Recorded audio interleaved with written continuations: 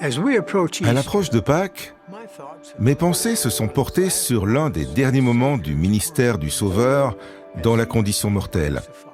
Alors qu'on le crucifiait sur la croix du Calvaire, le Rédempteur de l'humanité a prononcé ces paroles éternelles. « Père, pardonne-leur, car ils ne savent ce qu'ils font. » Comment est-il possible que pendant son agonie atroce, Jésus-Christ demande à son Père de pardonner à ses bourreaux? Et pourtant, c'est ce que Jésus a fait sur la croix. Il a mis en pratique ses enseignements. Il nous a enseigné à aimer nos ennemis, à faire du bien à ceux qui nous haïssent, et même à prier pour ceux qui nous maltraitent. Je sais par expérience personnelle que le pardon est une bénédiction pour celui qui pardonne et pour celui qui est pardonné. 3 des enfants de Ruth et Jimmy Hatfield sont nés avec une maladie cardiaque congénitale. Ils m'ont demandé d'opérer leurs 2 filles, Laurel Ann et Gayleen. J'ai eu le cœur brisé quand les 2 filles sont mortes après l'opération. Évidemment, Ruth et Jimmy étaient anéantis. Ils m'ont tenu pour responsable. Cette situation m'a hanté pendant près de 60 ans. J'étais peiné pour les Hatfield et j'ai essayé plusieurs fois de prendre contact avec eux, sans succès.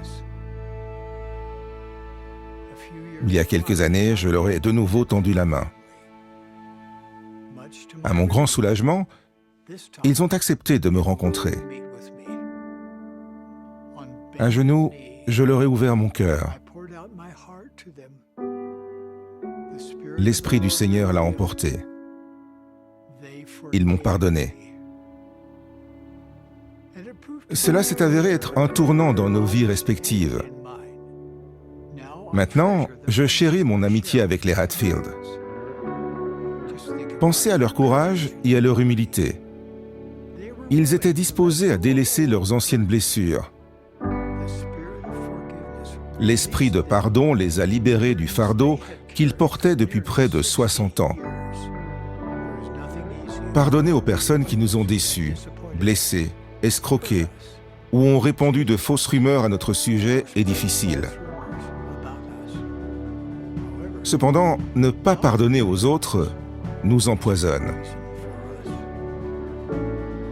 La rancune nous accable. Les désaccords et la colère nous séparent. L'animosité et la haine divisent les familles. Pourtant, le conseil du Sauveur est clair.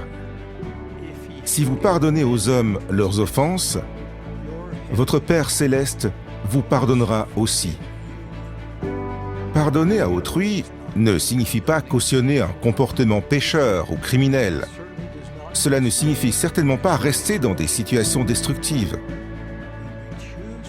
Mais lorsque nous pardonnons aux autres, le Seigneur ôte le venin de notre âme. Nous lui permettons de calmer et d'adoucir notre cœur, afin de voir les autres, en particulier ceux qui nous ont fait du tort, en tant qu'enfants de Dieu, nos frères et sœurs. À Pâques, nous nous réjouissons de la résurrection de notre Sauveur Jésus-Christ. Il est la quintessence du pardon. Mes chers amis, je vous invite à prier et à vous demander s'il y a quelqu'un à qui vous devez pardonner. Souhaitez-vous vous libérer d'une rancune qui vous ronge? Il n'y a pas de manière plus appropriée d'honorer le Seigneur, Jésus-Christ, en cette période de Pâques. Je vous promets que, si vous pardonnez, le Sauveur vous libérera de la colère, du ressentiment et de la douleur. Le Prince de la paix vous apportera la paix. Jésus-Christ est ressuscité. Il vous aime. Grâce à lui, nous aurons de la joie grâce au miracle du pardon.